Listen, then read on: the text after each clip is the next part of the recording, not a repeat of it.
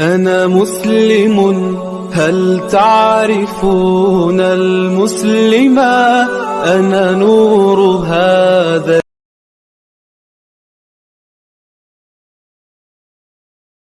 أعوذ بالله من الشيطان الرجيم بسم الله الرحمن الرحيم আসসালামু আলাইকুম ওয়া যে যেখান থেকে আমাদের এই চ্যানেলটি দেখছেন সকলকে অসংখ্য মোবারকবাদ। ওয়েলকাম মোহতারাম নাজরিন, দোস্ত বুজুর্গ, আমিল বা কবিরাজ মুদাব্বির যারা আছে জিনের রোগের ট্রিটমেন্ট করে, আমার তরফ থেকে তাদের জন্য এই ভিডিওটি একটি তোহফা স্বরূপ। তো আপনার কাছে যদি রোগী আসে, জিন জাদুর ট্রিটমেন্ট যদি আপনি করেন সোজা কথা, তাহলে আপনি এই নকশাটি দিতে পারেন রোগীকে, আর রোগীর শরীর বন্ধ হয়ে থাকবে। ঠিক আছে, এই নকশাটি অত্যন্ত শক্তিশালী নূরি একটি নকশা।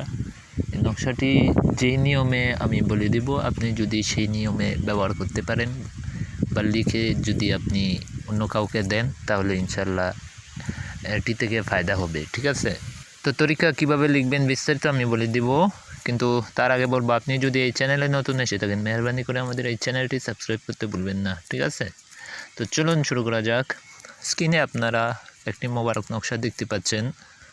এই নকশাটি আপনি যে কোনো দিন লিখতে পারেন। এটার জন্য দিন কোনো খাসভাবে নির্দিষ্ট না, যে কোনো দিন আপনি লিখবেন, তবে এটা আপনি সূর্য উদয়ের সময় লিখবেন। ঠিক আছে, যে কোনো দিন হোক, কোনো অসুবিধা নেই, কিন্তু সূর্য উদয়ের সময় আপনি এই নকশাটি সুন্দর করে লিখবেন। নকশাটি লেখার সময় আপনি পাক সাফ থাকবেন, আপনার সামনে লোবান জ্বালাবেন, আপনার শরীরে হিসার করে নেবেন, তারপর আপনি নকশাটি লিখতে বসবেন। নকশাটি লেখার পরে 11 বার দুরূদ শরীফ পড়বেন, লেখার আগে 11 বার দুরূদ শরীফ পড়বেন। তো নকশাটি সুন্দর করে আপনি আতশি চালে লিখবেন। ঠিক আছে, নকশে মোরব্বার একটি আতশি চাল আছে, 16 গানার নকশার যে চাল নকশা মোরব্বার, সেই চালটির ভিডিওর লিঙ্ক এই ভিডিওর ডেসক্রিপশন বক্সে দেওয়া আছে।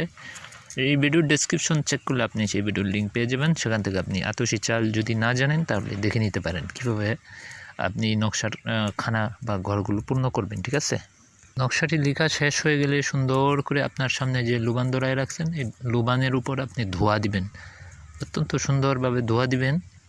নকশা লেখার যে জায়গাটা আছে, সেই কাগজের সেই পিঠে যেন ভালো করে ধোয়া লাগে। ঠিক আছে, একদম সুগন্ধি হয়ে যায় যেন।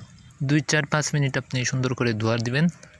এবার আপনি আপনার কাছে হলো এই নকশার যে কাগজে লিখছেন, সেই কাগজটি সুন্দর করে ধোয়া দেওয়া শেষ হলে ভাঁজ করবেন, মাদুলির ভিতরে সুন্দরভাবে ঢুকাবেন নকশাটি, ঢুকিয়ে তারপর এটার মাদুলির মুখ মোম দিয়ে সুন্দর করে বন্ধ করে দিবেন।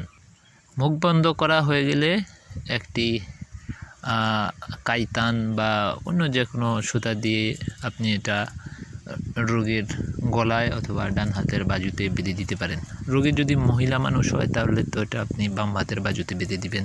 আর রোগী যদি আপনার মহিলা হয়, তাহলে আপনি তো এটা বাঁধবেন না, রোগীর অন্য আত্মীয় স্বজন বা মা বাবা ভাই এরকম কারোর দ্বারা এটা বাঁধিয়ে দিবেন। ঠিক আছে, তো ইনশাল্লাহ এই তদবিরের বরকতে আপনার রোগীর উপরে কোনো জিন জাদু এগুলো আসার করতে পারবে না, আর শরীর সম্পূর্ণরূপে বন্ধ হয়ে থাকবে। ঠিক আছে, কোনো নেগেটিভ কিছু তার উপরে আসর করতে পারবে না ইনশাল্লাহ।